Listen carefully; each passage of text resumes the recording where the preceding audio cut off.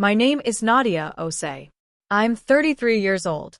And the Thursday evening I found a group chat I was never supposed to see was when I finally understood that the most dangerous thing you can be in certain families is the person who makes everything work. The chat was called Lake Trip 2024. I found it because my husband, Marcus, had left his phone on the kitchen counter while he was in the shower, and it lit up with a message from his sister, Britt, that said confirmed, 14 in, deposit goes through Friday. I picked it up to move it out of the way of the cutting board, and the preview was right there on the screen. I set down the knife I was holding.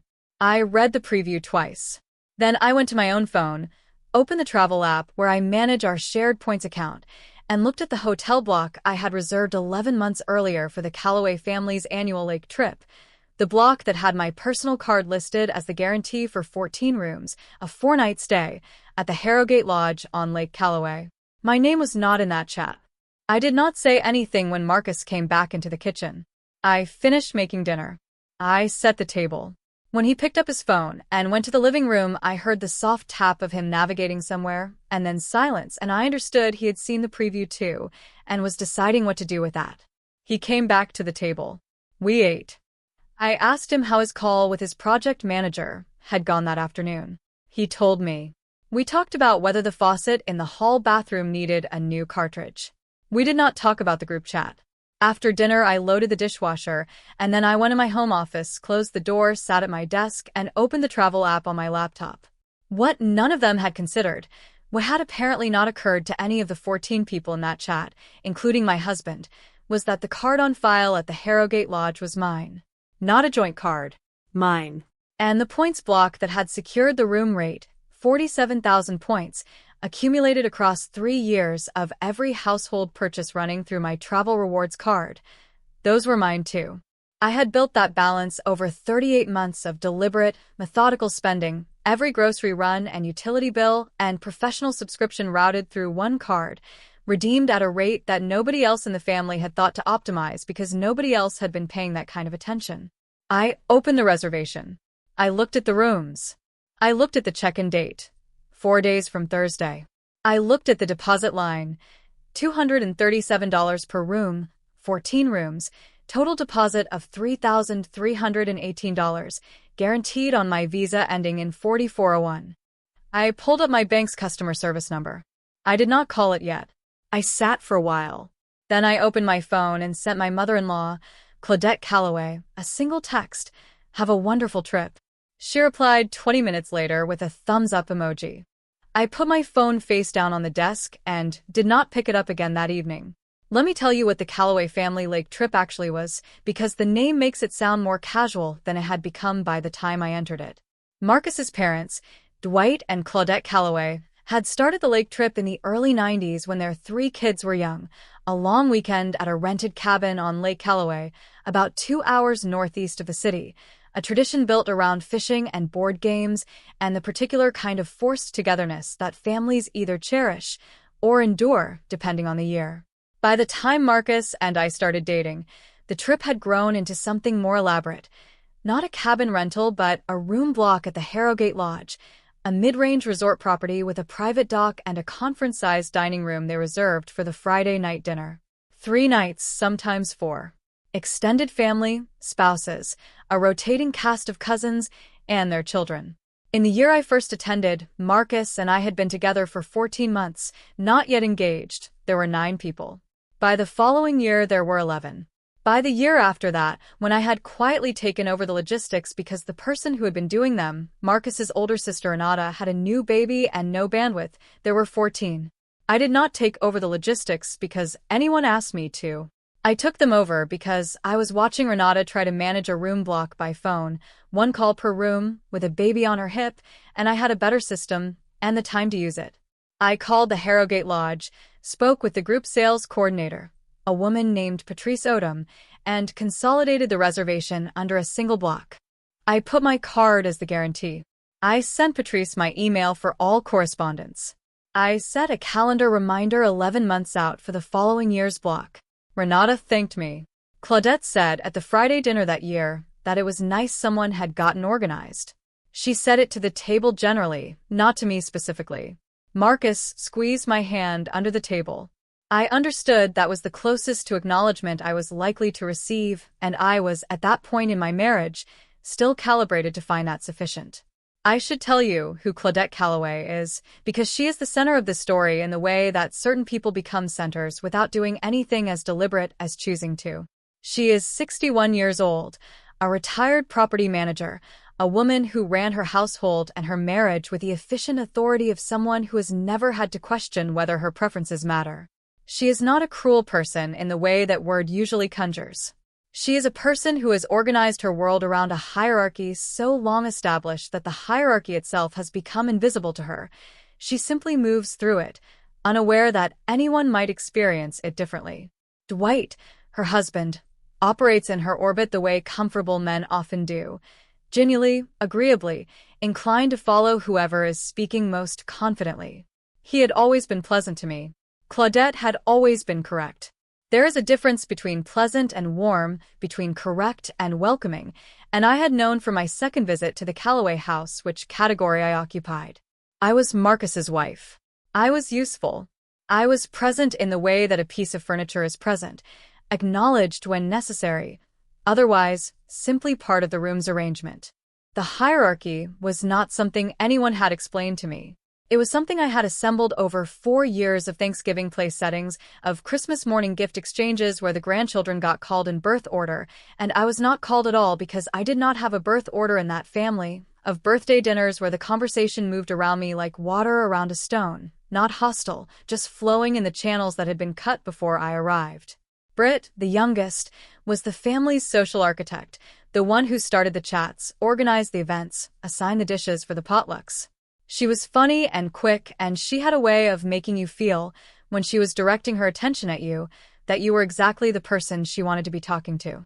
When her attention was elsewhere, you understood, without her ever saying so, that you were not in the frame. Renata, the oldest, was warmer, more distracted, perpetually managing the overlap of her career and her 2 children and her husband's travel schedule.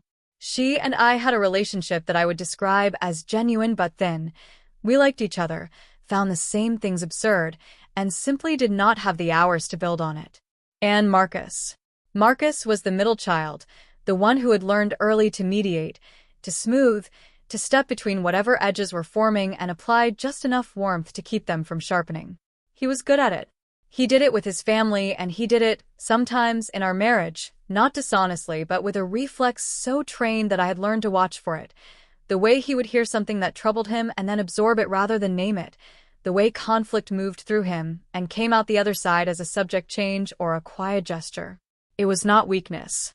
It was the thing he had built to survive his family, the same way I had built my own thing, and the problem was that we had built them in opposite directions, his toward containment and mine toward competence, and those 2 directions sometimes left a gap between us that neither of us quite knew how to cross. I want you to understand all of that, because what happened over the 4 years I managed the Calloway Lake trip was not simply that I did a task. It was that I did the task in the way I do all tasks, completely, invisibly, and with the kind of quiet investment that has no natural stopping point because nobody ever says thank you. That's enough. I found the best room rate. I managed the dietary restrictions for the Friday dinner. When Claudette's brother Robert needed a ground floor room because of his hip, I called Patrice Odom and had it reassigned. When the 2022 trip got complicated by a storm forecast, I negotiated a date shift with the lodge without losing the deposit. I handled all of it via email, which meant the correspondence thread was mine, the lodge relationship was mine, the points were mine, and the card was mine. None of that was strategic. It was simply how I operate. I had been the child in my own family who handled things, the first-generation daughter of Ghanaian parents who ran a small accounting practice and who had taught me, by example, that competence is what you offer when you are not yet certain what else you have to give. I brought that into the Calloway family, and I gave it freely and without conditions, and for 4 years it was received the way most invisible things are received, without notice. Marcus knocked on the office door at 9:40 that Thursday evening. "Hey," he said. "Hey," I said. He stood in the doorway. He was wearing the gray sweatshirt he wore most evenings, and his hands were in the front pocket, and he was looking at the floor near my desk rather than at me directly, which was how he looked when he was working toward something he didn't yet know how to say. I saw the preview, he said. I know, I said. On my phone. Earlier. I know, Marcus. He lifted his eyes to mine. I didn't know you weren't in it. I looked at him for a moment. I believed him, actually, not because Marcus was incapable of knowing and concealing, but because the Calloway family's exclusions operated so automatically that the people doing the excluding often genuinely did not register they were doing anything. The chat had been started by Britt. Britt had added the people she added. My name had simply not come to mind, the way the name of the wall doesn't come to mind when you're thinking about the furniture. What did your mom's message say? I asked. The first one. When she set up the chat. He was quiet for a moment. She said, let's keep the planning between us. He paused. And something about complications. She said I always make things complicated. I said. His jaw moved slightly. Yeah. Okay, I said. He came into the room and sat in the chair across from my desk, the one I use for video calls. He put his elbows on his knees. I'm going to call her, he said. That's between you and her, I said. Nadia. Marcus. I kept my voice level. I'm not angry with you. I want to be clear about that. But there's something you should know, and I need you to just hear it before you respond. He looked at me. The hotel reservation, the room block at Harrogate, it's on my card. It has been for 3 years. The guarantee, the deposit, all of it. My points built the rate. My card is the one Patrice Odom has on file for any charges. He was very still. I'm going to make some decisions about that this weekend, I said. I wanted you to know before I did. What kind of decisions? I haven't finished thinking about it, I said, which was true. I'll let you know. He sat with that for a long moment. His hands were flat on his knees. Okay, he said finally. Okay, I said. He got up. He stood in the doorway for a second. Then he said, I'm sorry, and went back down the hall. I turned back to my laptop. I opened the Harrogate Lodge reservation again and sat with it for a long time. By Friday morning I had thought it through completely, and I knew what I was going to do. I want to be precise about my reasoning because I think precision matters here. What I was not going to do was call Claudette and have a conversation about the group chat. I had tried in smaller ways and on smaller occasions to have versions of that conversation with Claudette over 4 years, and what I had learned was that Claudette did not experience correction as information. She experienced it as accusation, and her response to accusation was to become very calm and very reasonable and to explain patiently why the thing she had done was not actually the thing you were describing. The conversation about the group chat would end with me having described something real and Claudette having dissolved it into a misunderstanding, and I would leave the conversation having said the true thing and having been made to feel that saying it was the problem. I was not going to do that. What I was going to do instead was the thing I had already telegraphed to Marcus. I was going to make some decisions about the reservation. Specifically, I was going to call my bank and request that the card ending in 4401 be flagged for any new charges from the Harrogate Lodge property code. Not cancelled. Not blocked entirely. Flagged, so that any new deposit transaction would require my real-time verbal authorization before processing. The existing deposit, the $3,318 already charged in the spring, when I had confirmed the block, I was going to dispute as an unauthorized charge because the trip it was guaranteeing was one I had not been informed of and had not been included in, which meant the authorization had been made under materially different circumstances than those that currently existed. I had spoken with my bank's customer service team on Thursday night, after Marcus had gone to bed. I had understood my options. I had asked the representative, a man named Terrence, to walk me through the dispute timeline and what the lodge would be notified of. Terrence told me that upon filing a dispute, my bank would issue a provisional credit and send a formal inquiry to the merchant, who would then have a standard window to respond with documentation. He told me the process typically took 5 to 7 business days. He told me that in the interim, my card could be reissued with a new number, which would render any pending charges unprocessable. I thanked him and told him I would call back in the morning. Friday morning, I called back. I asked for a card reissue and initiated the dispute on the spring deposit. I was on the phone for 22 minutes.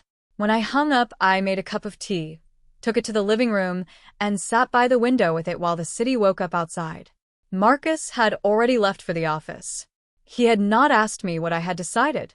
I understood that he was giving me space, which was his way, and which I had learned to receive as its own kind of care even when what I wanted was the other kind. Check-in at the Harrogate Lodge was 4 days away. Tuesday. Saturday passed without incident. Sunday morning my phone showed 2 missed calls from Claudette, one at 9:17, one at 9:44. I had been on a run, and my phone had been in my armband on silent. I listened to the voicemails when I got home. The first one said, "Nadia, hi, it's Claudette, just calling to touch base about the trip, nothing urgent, call me when you have a moment." The second one said, "Hi, it's me again, sorry to call twice, I wanted to ask you something about the Harrogate, it's a little time sensitive. Thank you." I showered. I ate breakfast.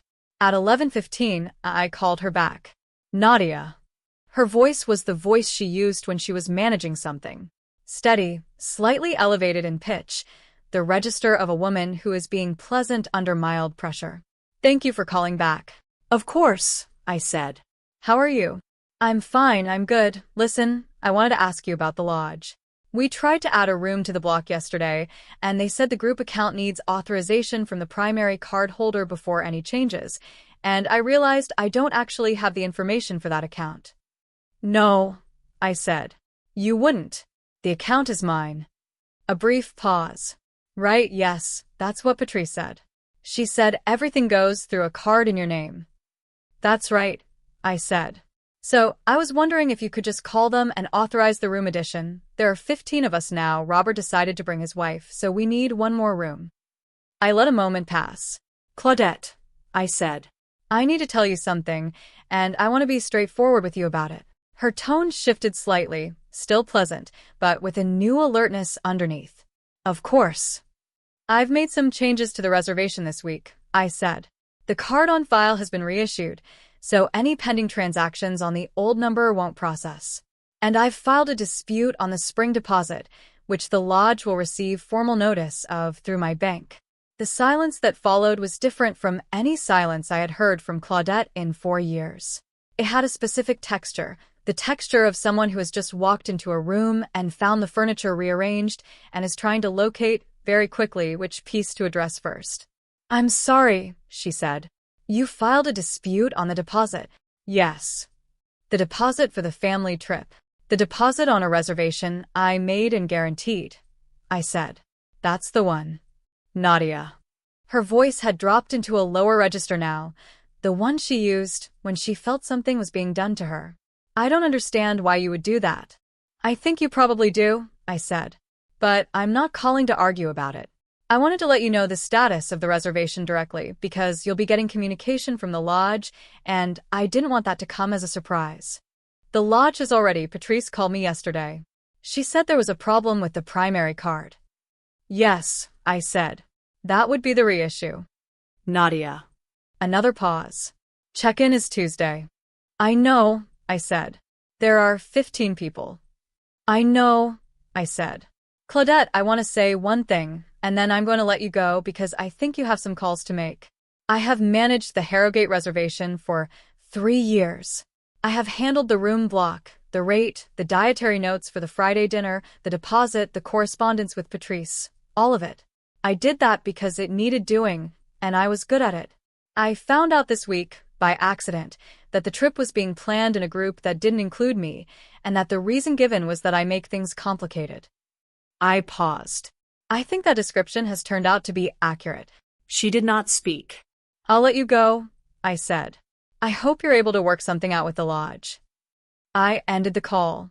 I set my phone on the kitchen counter. I went to the living room and sat in the chair by the window again, and I watched the street outside for a while, and I did not pick up my phone when it buzzed with a text from Britt 4 minutes later, or when it buzzed again 11 minutes after that with a call from Dwight.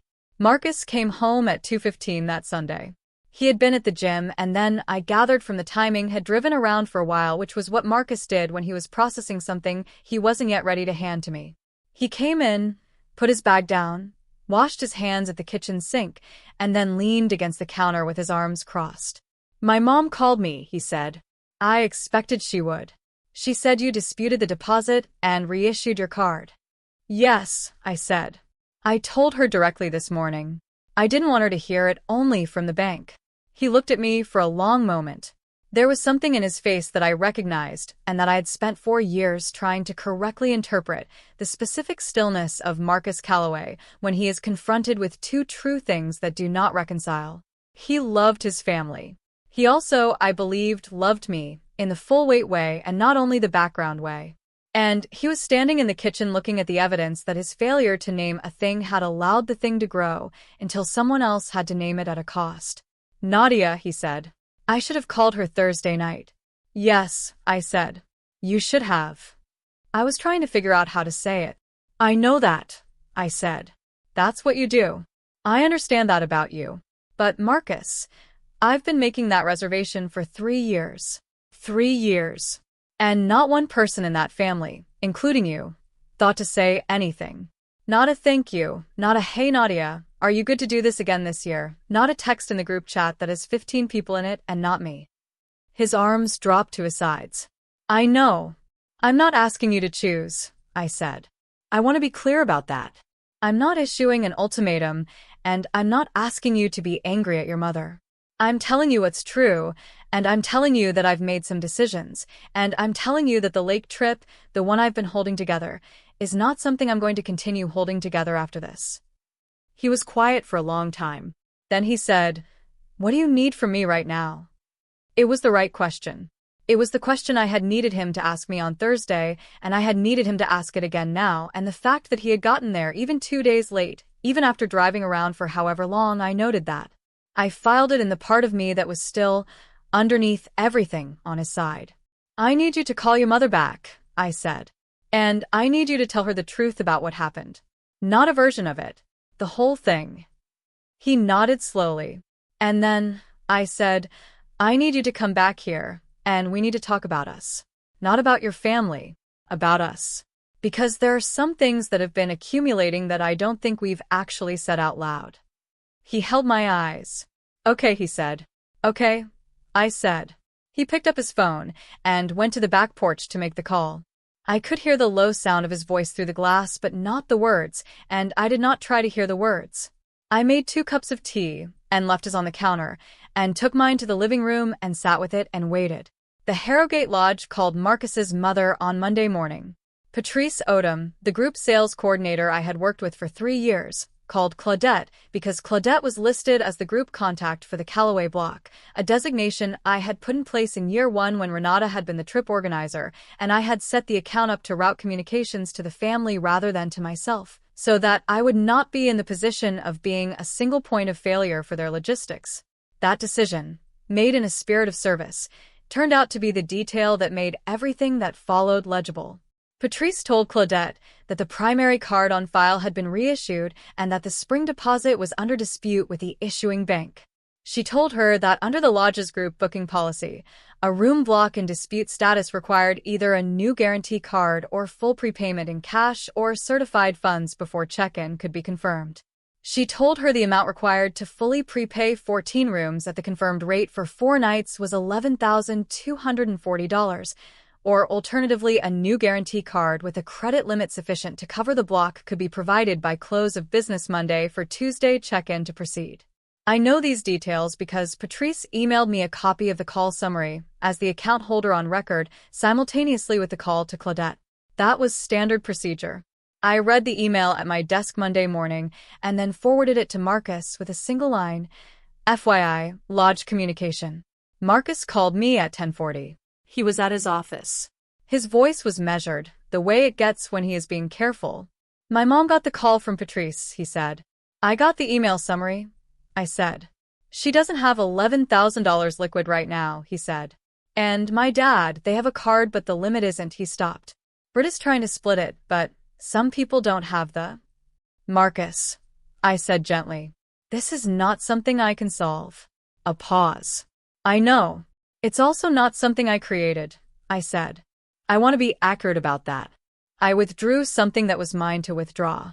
What's happening now is the result of the assumption that it would always be there." He was quiet for a moment. "I know," he said again. His voice was different this time. Not managing, just true. "What's your mom going to do?" I asked. "She's calling around," he said. "Renata might be able to put something on her card." Or they might try to rebook with fewer rooms, smaller block. Patrice is good at her job, I said. She'll help them work it out if there's something to work out. Yeah. A pause. Are you okay? I'm fine, I said. Are you? He thought about it. I think so. I think I will be. Me too, I said. We got off the phone. I went back to the report I was working on, and I did not think about the Harrogate Lodge again that day. The lake trip happened in the end, a version of it.